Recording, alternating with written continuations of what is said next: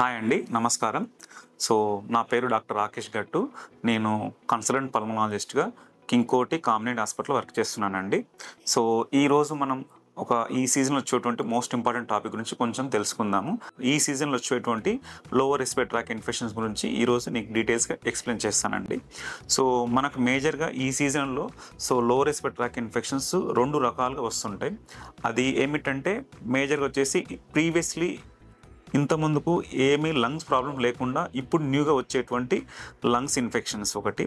రెండో రకం ఏంటంటే ఇంతకుముందు పేషెంట్స్ అంటే ప్రీవియస్ పేషెంట్లు వాళ్ళకి ఇంతకుముందుకు ప్రీవియస్ లంగ్స్ ప్రాబ్లం ఏదైనా లైక్ ఆస్తమా ఉండొచ్చు, సిఓపిడి ఉండొచ్చు, లేదంటే ఇంటర్స్టిషియల్ లంగ్ డిసీజ్ అంటారు అలాంటివి ఉండొచ్చు, లేదంటే ఇంతకుముందు పేషెంట్లు టీబీ పేషెంట్స్ రికవర్ అయ్యి మెడిసిన్స్ వాడి కంప్లీట్ అయ్యి అట్లాంటి పేషెంట్లు ఈ సీజనల్గా ఇన్ఫెక్షన్స్ అనేది ఎక్కువ వస్తుంటాయండి. ఫస్ట్ ఇన్ఫెక్షన్స్ లేకుండా లంగ్స్ ప్రాబ్లం లేకుండాటువంటి ఇప్పుడు సీజన్లో వచ్చే ఇన్ఫెక్షన్స్ గురించి ఫస్ట్ తెలుసుకుందాము. మేజర్గా ప్రీవియస్గా ఏం లంగ్స్ ప్రాబ్లం లేకుండా ఇప్పుడు లంగ్ ఇన్ఫెక్షన్ వచ్చే ఛాన్సెస్ ఈ సీజన్లో ఎక్కువ ఉంటుంది. మేజర్గా వచ్చేసి డయాబెటిక్ పేషెంట్స్ కానీ, లేకపోతే డయాలసిస్ జరిగేటువంటి పేషెంట్లలో కానీ, లేదంటే లాంగ్ స్టాండింగ్ స్టెరాయిడ్స్ వాడే పేషెంట్లలో ఈ సీజన్లో lung infections compare to the other పర్సన్స్తో ఈ సీజన్లో లంగ్ ఇన్ఫెక్షన్ అనేది ఎక్కువ వస్తూ ఉంటాయి. వీళ్ళు రకం వచ్చేసి ఏంటంటే ప్రీవియస్గా లంగ్స్ ప్రాబ్లం ఉండేసి ఇప్పుడు మళ్ళీ ఈ సీజన్లో ఎక్కువ అయ్యే ఛాన్సెస్ వాళ్ళకి ఎక్కువ ఉంటుంది. దాన్ని ఎగ్జాజర్బేషన్స్ అంటారు. ఇట్లాంటి కండిషన్స్ ఎగ్జాజర్బేషన్స్ అంటారు. ఈ సీజన్లో వాళ్ళకు ఇంతకుముందు ప్రాబ్లం ఉండి మళ్ళీ ఆ కండిషన్ అనేది పెరిగే ఛాన్స్ ఎక్కువ ఉంటుంది. ఏంటంటే ఈ సీజన్లో ఈ ఇన్ఫెక్షన్స్ ఎలా వస్తాయంటే మేజర్గా వచ్చేసి మనం తీసుకునే వాటర్ వల్ల ఉండొచ్చు, లేదా మనం తీసుకునే ఫుడ్ వల్ల ఉండొచ్చు, లేదంటే రెగ్యులర్గా చేంజ్ అయ్యే వెదర్ వల్ల ఉండొచ్చు, లేదంటే మనం వాడేటువంటి ఎయిర్ కూలర్స్ ఉండొచ్చు, లేదా ఏసీ వల్ల ఈ ఇన్ఫెక్షన్స్ వచ్చే ఛాన్స్ ఎక్కువ ఉంటుంది.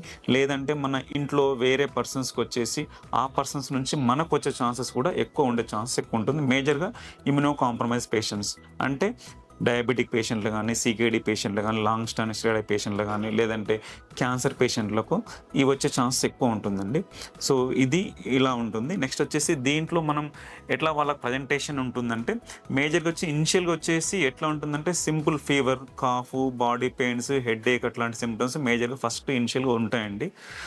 ఫర్దర్గా వచ్చేసి పేషెంట్ సిమ్టమాటిక్గా ఇట్లా ఉంటుంది. తర్వాత పేషెంట్లు డిసీజ్ ప్రోగ్రెస్ అంటే కొంచెం ఇన్ఫెక్షన్ ఎక్కువ అయ్యే కొద్దీ వాళ్ళకు ఆయాసం, మనం నడిచినప్పుడు ఆయాసం రావడం ఇలాంటివి ఎక్కువ ఉంటాయండి. ఇవి ప్రజెంటేషన్స్ ఉంటాయండి. మనం ఎట్లా దీన్ని ట్రీట్మెంట్ చేసుకోవచ్చు అంటే ఇనిషియల్గా పేషెంట్ కాఫ్ ఫీవర్ ఉన్నప్పుడు హోమ్ రెమెడీస్ తీసుకోవడం అంటే ప్లెంటీ ఆఫ్ వాటర్ తీసుకోవడము, లేదంటే సింపుల్ యాంటీ ఇన్ఫ్లమేటరీ తీసుకోవడము, పారాసిటమాల్ తీసుకోవడం ఉంటుంది. బట్ ఎప్పుడు మనం పేషెంట్ వార్నింగ్ సైన్స్ ఎప్పుడు వస్తుందంటే పేషెంట్ కంటిన్యూస్ ఫీవర్ ఒక 2 days 3 days అట్లా హై గ్రేడ్ ఫీవర్ రావడము, లేదంటే ఆయాసం అనేది కొంచెం పెరగడము, నడిచినప్పుడు ఆయాసం రావడము, అట్లాంటివి అయితే దీస్ ఆర్ ది మేజర్గా వార్నింగ్ సిమ్టమ్స్. అంటే ఇట్లాంటి సిమ్టమ్స్ వచ్చినప్పుడు కంపల్సరీ మీరు సరౌండింగ్ మీకు అవైలబిలిటీ ఉన్న దాన్ని బట్టి కంపల్సరీ సరౌండింగ్ హాస్పిటల్లో కానీ లేకపోతే డాక్టర్స్ చూపించుకోవడం కంపల్సరీ చేసుకోవాల్సి వస్తుంది. ఎందుకంటే ఇది ఆయాసం రావడం అనేది కంటిన్యూ ఫీవర్ అనేది ఇట్ నాట్ గుడ్ సైన్స్ అనమాట.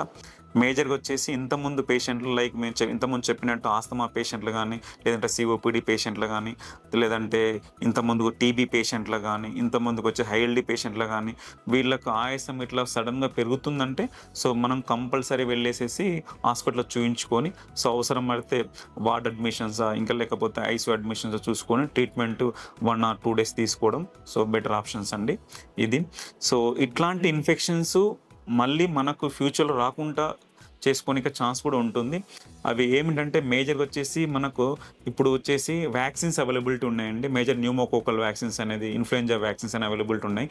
ఇది తీసుకోవడం వల్ల ఏంటంటే మనకు ఇట్లాంటి అటాక్స్ అనేది ఫ్యూచర్ రాకుండా ఉంటుంది.